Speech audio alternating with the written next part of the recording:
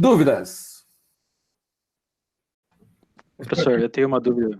Diga Eu lá. posso delimitar o limite mínimo e superior estatisticamente, pegando uma variável e avaliar ela estatisticamente para determinar tipo, o limite mínimo e máximo e aplicar num processo para, de repente, estar utilizando um controle em cima disso? Sim, na verdade não é, você não arbitra, você calcula. É o teu processo quem vai dizer qual é esse limite, tá? É a capacidade do teu processo quem vai determinar esses limites. Só uma dúvida. Quando você falou de amostragem, e, por exemplo, pegar 5 amostras espaçadas dentro do tempo do processo, por exemplo, qual a tua opinião de usar como uma referência em relação ao tamanho do lote, por exemplo, uma norma como a NBR 5426 de amostragem, e aí dividir de forma igualitária, vamos dizer assim, dentro desse tempo de processo, essa amostragem que eu vou tomar para avaliar o processo estatisticamente? Existem questões que são regulatórias. E essas questões regulatórias você tem que atender de alguma forma. A regulatória vai dizer o seguinte: 10% do que você produzir você vai ter que medir. É isso que o regulamento vai dizer. Aí você pode dividir 10 ao longo de um dia de trabalho. Ou você pode pegar num momento e tirar as 10 de uma vez. Entendeu? Essa forma de tratar essa amostragem, essa coleta, de dizer quantas amostras você vai retirar e qual o tamanho de cada amostra, é quem vai determinar essa periodicidade. Normalmente, os aspectos regulatórios não fazem isso. Eles te dão um percentual mínimo de amostragem que você tem que ter.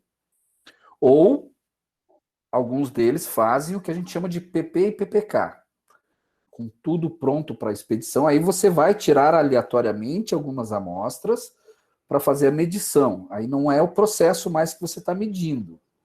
Aí é o conjunto de entrega de produto que você está medindo. Aí não é mais CP e CPK, é PP e PPK, é outra coisa.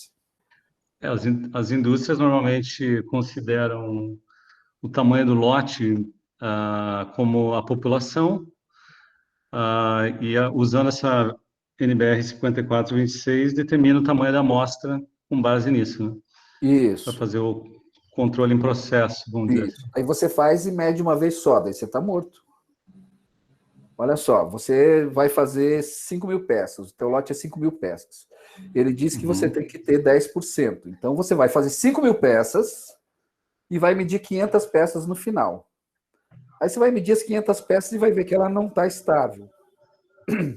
Você vai ter que medir as 5.000. Porque ele não está garantido. Essa tua amostragem vai te dizer que ele é instável e que pode ter peça problemática em qualquer lado do jogo. E se você estiver mexendo com alimentos, se você estiver mexendo com remédios, se você estiver mexendo com alguma coisa que afete a vida humana, isso é um risco muito sério. Se não garantir estabilidade plena, você tem que medir tudo. E como é que você faz daí? Aí você vai medir tudo e vai ver que matou ou que perdeu dessas 5.000, 3.000 unidades que você tinha que fazer, você perdeu. E você vai sucatear. Agora, vamos pensar. Ele disse que você tem que medir pelo menos 10%. Você tem 5.000 para fazer. O lote de entrega é 5.000. Agora, vamos dizer que na sua produção, você diga assim, ó, a cada 500 peças, eu tiro 5 e faço uma medição.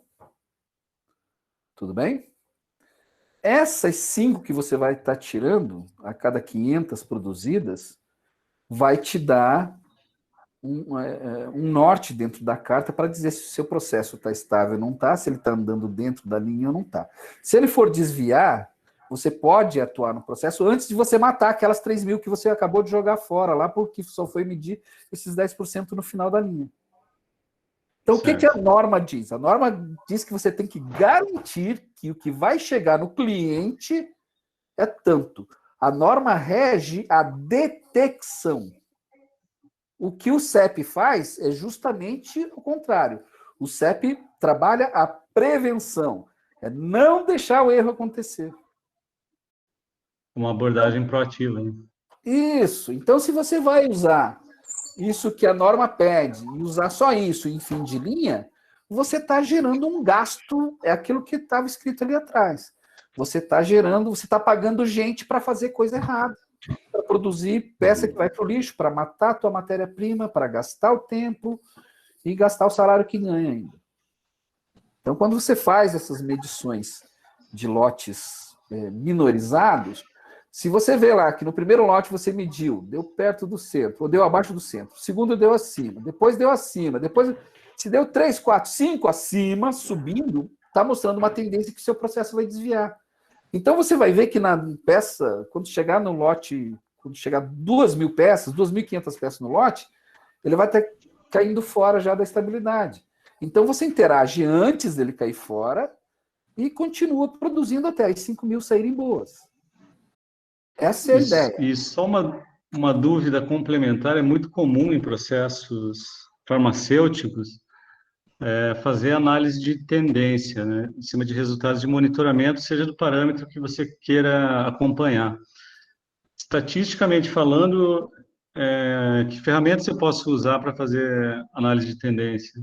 O próprio CEP é uma delas. Nós vamos ver durante o nosso... Se ele subir 7 pontos seguidos, se ele descer 7 pontos seguidos, se ele... Então, depende muito de como está desenhado o seu processo, quais são os elementos que estão atuando, se tem fator humano, se é só fator máquina. Tem uma série de elementos que podem ser tratados. Agora, a tendência é avaliada por aí. Outra ferramenta que você utiliza muito para avaliar a tendência é a regressão. Nós vamos ver isso no DOE daí. O próprio DOE, o próprio método Taguchi, o próprio fatorial fracionado, já vão te dar ordens de grandeza, ou um alinhamento de tendência para as ordens de grandeza que você estiver avaliando. Professor, tenho mais uma dúvida, desculpa interromper. Eu não trabalho na manufatura, né? Eu trabalho numa empresa de serviço. Aí é um desafio a mais tentar traduzir o que aplica em manufatura para o serviço. Eu tenho, pegando o gancho da última dúvida, eu tenho uma dificuldade em trazer para a realidade de serviço a questão da população e da amostragem. Hoje, por exemplo, eu não uso amostragem na empresa, pelo menos. A gente pega a população como um todo. Eu olho o resultado do indicador. Por exemplo, eu trabalho na ferrovia, né? Então, a variável que a gente olha é mais o tempo que o vagão fica em determinado local. Nesse caso, o processo hoje está instável e minha dúvida não sei se a gente segue com o CEP, sabe? Porque eu tenho um processo que é totalmente instável, então hoje eu não consigo ter previsibilidade. Então, acho que estão uns passos atrás, sabe? A gente não olha por amostra. Se eu olhar por amostra, às vezes eu deixo passar um caso muito atípico. Então, a gente olha todo o tempo do vagão, todos os vagões que passaram por determinado lugar em D-1, por exemplo. E o CEP é sempre ligado à amostra. Eu não posso aplicar os conceitos de CEP numa população, ou posso? Pode. Visibilidade. Não para... Não, você pode aplicar, só que você vai entrar, é aquela história que a gente falou, você acaba usando um canhão para matar uma formiga, né? Porque se você tem a população inteira, você já tem a resposta dela. Você não precisa fazer uma análise de tendência, porque você tem a tendência, né? Quando você faz uma análise, o melhor é você usar um modelamento estatístico, ou um modelamento de regressão, ou uma própria ANOVA, para você determinar uma função característica de cada caso que você tem. E a partir desta função característica, com um grau de confiabilidade que você vai definir para essa função, através desse tratamento que você vai fazer estatístico, você vai ter uma previsibilidade maior. Então, talvez você tivesse ferramentas mais eficientes para isso, tá? O CEP talvez seja você usar um canhão para medir, mas não que seja ruim. Você pode avaliá-lo como tendência. Mesmo você medindo tudo, você pode ter uma ideia de tendências, você pode ter uma ideia de degradação do teu sistema. O CEP pode ser usado com um viés de manutenção nesse momento. Então, você pode usá-lo, não tem restrição nenhuma quanto a isso. A gente só tem que avaliar se vale a pena, né? Se vale a pena você investir tempo, investir equipamento, investir digitação, investir análise de gráfico, quando você está fazendo alguma coisa em cima da população inteira. Tá? Porque daí, quando você tem a população inteira, você sabe o que ela diz. Né? Se ela sair fora, você sabe. Para isso serve o CEP. Para eu entender, para eu separar o que é uma causa especial de uma causa comum, o que é algo que está acontecendo porque é sazonal, o que é algo que está acontecendo porque é vala comum. Quando você mede população inteira, não que não haja necessidade, ou não que não seja bom você usar o CEP.